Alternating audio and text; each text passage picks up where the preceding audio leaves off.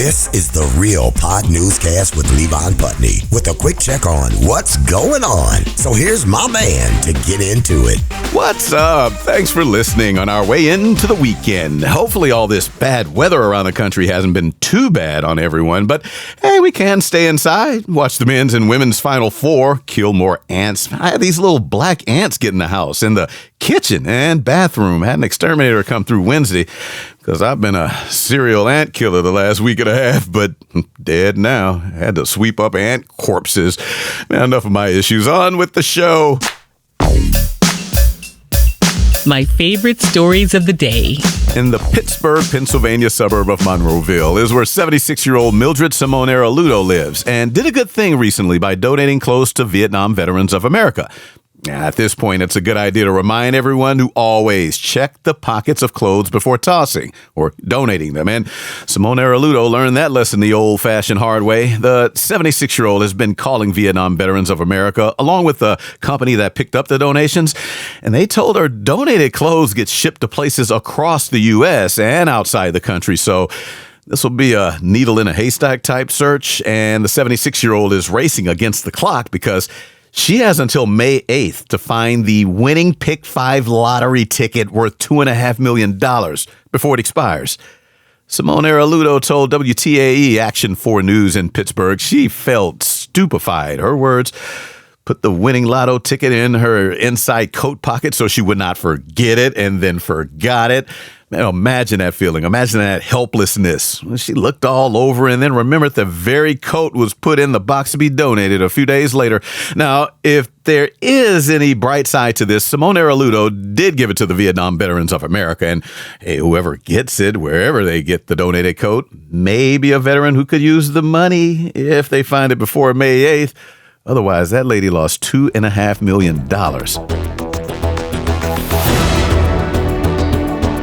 Now, this past Saturday must have been relatively nice outside. Pretty nice day to be out in Provo, Utah. Must have been, at least, since KUTV2 News is reporting about a dozen or so kids and their parents were in Bicentennial Park that afternoon. So kids are running around while parents are likely between watching them and on their phones when everyone's attention slowly turned to the guy stripping down butt naked right there in the park with kids watching. And then somebody told cops he pulled a gun from the clothes he left on the ground. And that is when KUTV2 is reporting the butt-naked dude then walked over to a restaurant next to the park, walked into the restaurant, adding his buns and sausage to the special of the day, and then started following people around while flexing his muscles. So if he did have a gun, like that witness said, he was flexing guns while holding a gun.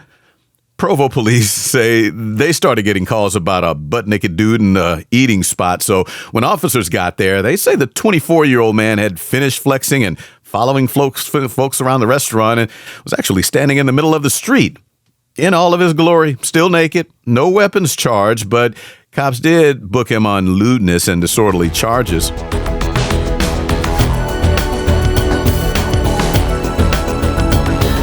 Now, the day before that butt-naked guy in Provo, Utah, police in Nashville, Tennessee, tried to pull over a car last Friday for a temporary license plate that was covered. But officers say the car sped off, and WSMV News 4 is reporting this turned into a high-speed chase around corners, through neighborhoods, and actually shook the police cars long enough for the two in the car to apparently feel like it was a good time to stop, to put air in their tires at a Kroger's gas station. Now, who knows? Maybe they were thinking that they could blend in among the cars, but the two guys inside apparently never looked up. Because Nashville police has 2 helicopters, and they only needed one for this chase, and said the bird was up there watching these 2 geniuses stop to put air in their tires, middle of a chase. So patrol cars caught up, took the driver and passenger into custody, and if anyone is wondering what would possess anyone to stop in the middle of a police chase to put air in their tires, marijuana is what cops say they smelled when they walked up and found in a large baggie inside the car, along with 2 digital scales, loose baggies, 2 vape pens, and a bottle of weed in a backpack. Dude, why are we going so fast? Slow down and pull over. Tires almost flat. All allegations, innocent until proven stupid. back after this break. But first, give a listen to DJ Greg H's podcast. Blazing the best hip-hop, R&B, reggae, soca. You can download the Jams Podcast Mix for free. Just Google search Jams Podcast Mix. It's Jams Hour Mix with Greg H. Oh my God, baby, thanks. If you want to tone those muscles up for the beach or poolside, have I got the goods for you. I was just gonna buy a workout kit. The Workout Kit. 2 durable, super strong bands guaranteed not to break. Wait, is this it? 2 bars also guaranteed not to break, which connect to the bars for maximum resistance up to 5 pounds. I'm being pranked, right? And 2 all-natural 5-pound stones for upper body workouts. Or slip the compact stones in your pockets for a power walk. A power walk? Some rocks in my pocket? And 2 rubber bands and 2 sticks? The Workout Kit. Portable and light. Hundreds of workouts, the possibilities are endless. Only $49.99 if you order today. 212-555-5555. No, this is really what's Nigel's kit. The Workout Kit. 212-555-5555. Baby, do you really love me? Call now. $99 shipping and handling added to cost. Boy, bye.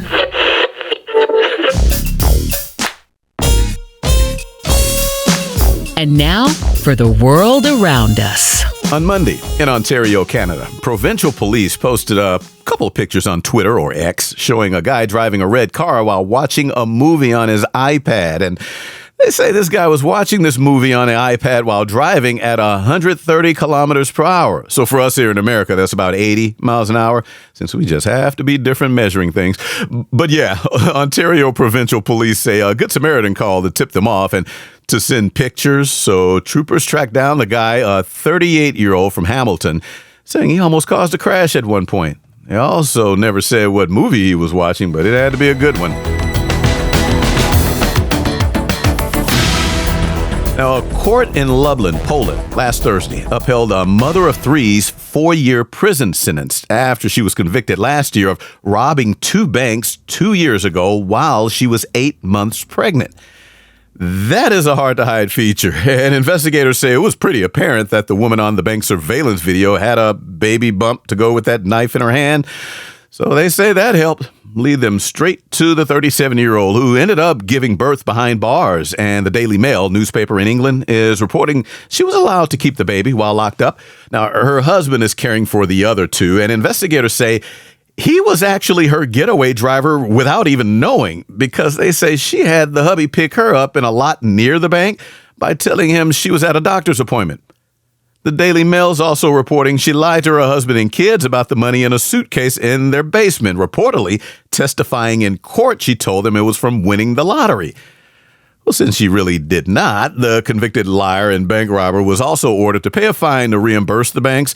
But that suitcase in the basement was only filled with 5,000 pounds, worth almost 6,500 US bucks, which was half of what she admitted stealing. Now, investigators say she spent the other 5,000 pounds on building materials for their home. So she lies, but loves her family. Police in New Delhi in India have been chasing after this 27-year-old pickpocketing phone thief for a while now, but say they caught him early last week, Monday the 24th. And cops say when they ran him down, he did what he always does, pooped his pants. And that's why they say he kept getting away. Describing the stench as so powerful, officers have been backing off, covering the noses while old Potty Badmash ran off. Yeah, they say the 27-year-old's name is Deepak, but they nicknamed him Potty Badmash. Started calling his technique the poop and run defense. Seriously. The Times of India newspaper is reporting Potty Badmash has a long criminal record with a half-dozen cases around north and central Delhi. But this last time, cops say they were equipped with gloves and masks. See, the pandemic helped with something. The officers were told to carry and use the protective gear if Potty Badmash popped up again, and they say when they saw Potty or Deepak in a park last week, patrol officers geared up, ran him down, and thanks to the mask, they were able to take him down and bear with the stench of boo-boo wafting from his rear end. And the gloves helped too, because cops say the officers tackled him in the park and pinned him down, so no doo-doo on their hands. But give a little credit to the old Potty Badmash, pooping on command. That has to be a talent. Back in a moment. A relationship can sometimes require patience. But when patience is just not enough, try Sibinac. This chewable gummy with the ingredient tetrahydrocannabinol will relax your nerves. Sibinac. Turn those sounds out of her mouth into a soothing stream of gentle assurances and appreciation. Sibinac. Side effects include munchies, laziness, and inability to make it off the couch. Ask your doctor about Sibinac. It's just cannabis spelled backwards. Wow. Where are you going looking like that? Relationships can be tough if the significant other is like this. Who is this guy who keeps liking all your posts? He in your DMs too? So for women who need a break, there's Sibinac. This chewable gummy will relax your nerves, ease tensions, and help you forget you once had better options. Sorry, I just had a lot on my mind. Sibinac. Spelled forwards or backwards, Sibinac.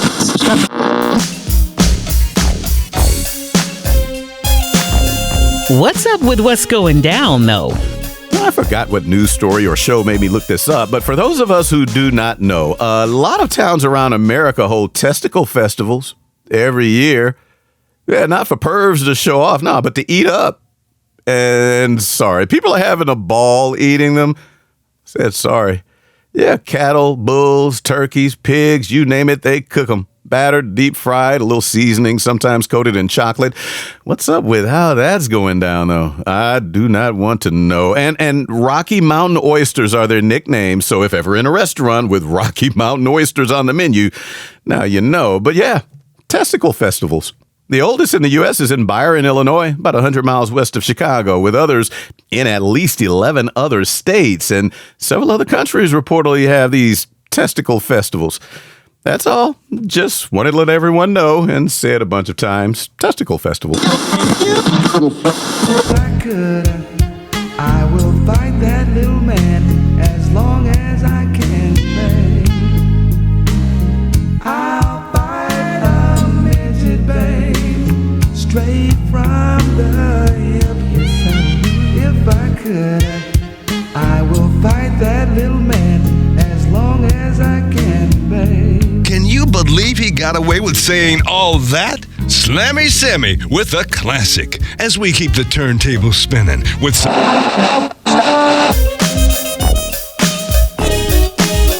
That's all she wrote for another Real Pod newscast. Hey, I know I say it all the time, but I mean it. Thank you all for checking out the show, and please help by spreading the word. Have a great weekend, everybody. Have to sweep up the rest of these ants. This has been the Real Pod Newscast with Levon Putney from Show Enough Productions. And for more, hit up the website, realpodnewscast.com. That's real with 2 E's. This is Big Daddy Marty Allen. Thanks for listening.